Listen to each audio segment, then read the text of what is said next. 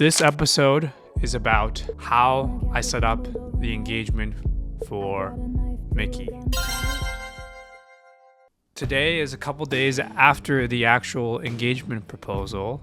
I'm home by myself, but I wanted to just talk today about how this whole proposal thing went about. I know this is Miki's channel, but I'm always here supporting her, and this is a video dedicated to her. I'll talk about how we got to the engagement in the first place. Number 2, how I prepared for the engagement. And 3, we'll talk about what actually happened during the day. But let's start by saying how long I've thought about this proposal. You know, the cheesy thing to say is that, you know, when you start dating someone, you think about proposing to them the first day, right? And I think that's truly the case with Miki. No, I'm just kidding. I actually don't know how long I've known, but I feel like this was in the planning for definitely about at least 6 months to a year. I've known Miki since like 2017 or 2018, but we didn't start dating until the beginning of 2020 before the pandemic, and then things moved pretty fast and we moved in together in Seattle to start residency. I don't know, the controversial thing is like, does it need to be a surprise? Or when you ask someone to marry them, how much of it is really a surprise versus something that they should be ready for? I think most of the time the timing should be pretty known, but just the way and what you do maybe should be surprise. I think it's actually more awful if they had no idea that that was coming. That's probably the worst scenario, other than saying no. The initial idea from my perspective was that we should do this in Hawaii, because Hawaii, Miki loves the beach, and I thought it would be a fitting place for us to do that. Hey guys, I'm sitting in my car. Today is August 1st, and since I'm doing this in the car because I don't want Miki to hear, but I've been starting to plan out for this very wonderful engagement party. It's gonna be only 4 days, but we're going to Maui. Unfortunately, you know, Maui had the devastating fire that happened shortly after I had booked these things. So I'm trying to cancel the Maui stuff, but the place I booked, hotel, is not refundable, and they're saying that only West Maui is closed. So I ended up booking a very, very cute Airbnb in Topanga, which is kind of up in the mountains near Malibu. Hey. Hello. Oh my god, I almost walked into the screen door. Why did you close it? We are at this absolutely stunning Airbnb. Let me give you a little tour around. So right when you walk in, you see this beautiful, beautiful view. Oh my gosh, that is so unreal. And then you have a cute little patio area. Looks like this is actually the guest house, the main house. And then when you come in here, hello. What's up? We have this beautiful light aesthetic. And then we have the bedroom area. And so initially I just thought that we would just do it at the Airbnb. I'd hire a photographer, hire some picnic folks to set up a little couple signs and just do it there. And so that was initially the plan, as we had even a couple days before the actual event where Miki and I were ready to fly to LA. So we have 2.5 days in LA, and the first day we went to an area in Malibu, and this was during the middle of the week. It was a Wednesday afternoon, and there was not a lot of people there. So she also was like hinting at the fact that, oh, the beach is so nice. Would be nice to do stuff at the beach, I think. And so at that moment, I kind of hesitated and was like, hey, maybe we can move all the stuff from the Airbnb to the beach. I wonder that won't be too hard. In hindsight, I think that was an awesome idea. I think the main hesitation, we wanted to do it at the beach, was the fact that I didn't want a lot of people around. And in the end, there were a couple people that were hanging out at the beach, but it was certainly not anybody to... It was fine.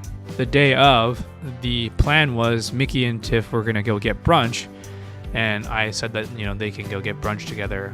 I told her that we were doing a beach photo shoot for our season 2 of our podcast. Please like and subscribe to our podcast. I think the second season is just starting to get away, and I told them that it was for a photo shoot for that. Right now, I'm gonna go meet up with Tiff and we're gonna get some brunch and matcha because I love matcha. Bye! Where are you guys going? I'm with Tiff. Hi!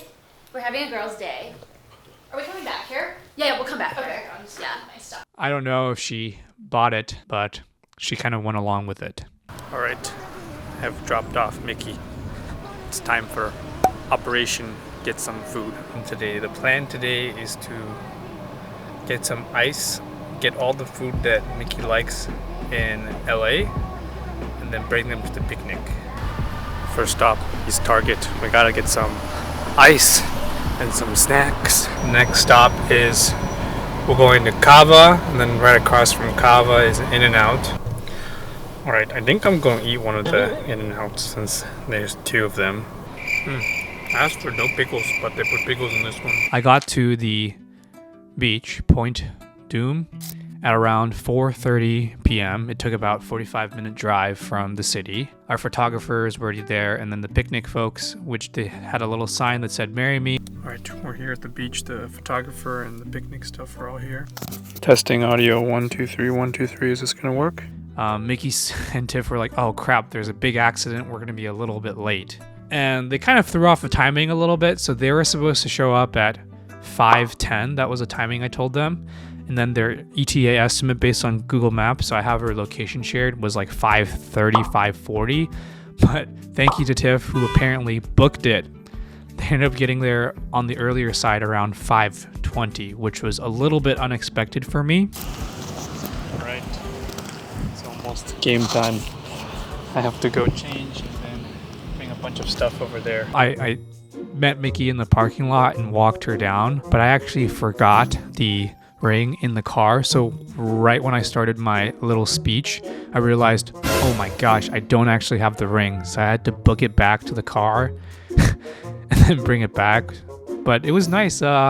Mickey got to stand there next to a nice picnic, and then I had to run back. So it was kind of like a singles inferno moment where this pretty girl is just waiting at a beach deserted picnic for me. We did this during a weekday, so we had planned none of our friends and family would be there, but we would share this moment after, and we FaceTime a bunch of folks and shared our initial pictures with friends, and it was good to reconnect with everyone, and it's a good excuse for us to reach out to some folks that we haven't talked to in a while. There's all these proposals that people put out there, and you're like, oh, I want it to be amazing, this magical moment. And it definitely certainly is, but I feel like the actual exact moments I don't even remember. I was I'm not sure if nervous is the right word, but maybe it is. Conclusion.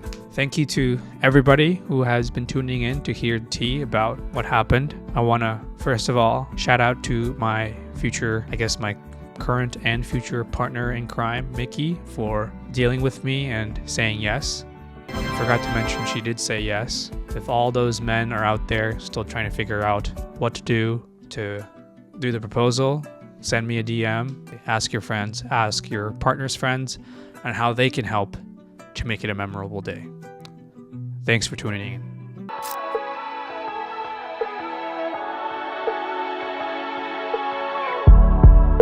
My castle crumbled overnight. I brought a knife to a gunfight. They took the crown, but it's alright. Welcome to our picnic at sea. All the liars are calling You got me in and out. So initially I wanted to do a scavenger hunt, right? Okay. But you were probably too lazy. I And would so do it for you. I went to Target to grab Cheetos and Cheez-Its. I went to In-N-Out, and then I went to Sidecar to get donuts. Thank you. But you know how I've actually never had Sidecar donuts? Yes. Did you So try I one? don't know. You didn't I try ate one? one of the In-N-Out though because Oh, I you was did? hungry. Okay. Yes, and then there's Kazunori because you always want to eat Ooh. sushi by the sea. Thank you. Okay. Yes. I'm supposed to ask you. Oh my gosh! What? No, you're screwing Oh with me. my No, gosh! you're I'm so screwing with stupid. me. I know You you're have to. screwing with No, me. I'm serious. What? Well, I'm serious. Can you just stay here for 5 seconds? Okay. This is so stupid. Okay. You can just relax. I'm so stupid. I forgot the one thing. Okay. Go get No, it. actually, I'm so stupid. I'm so stupid. I forgot the ring! I forgot the ring!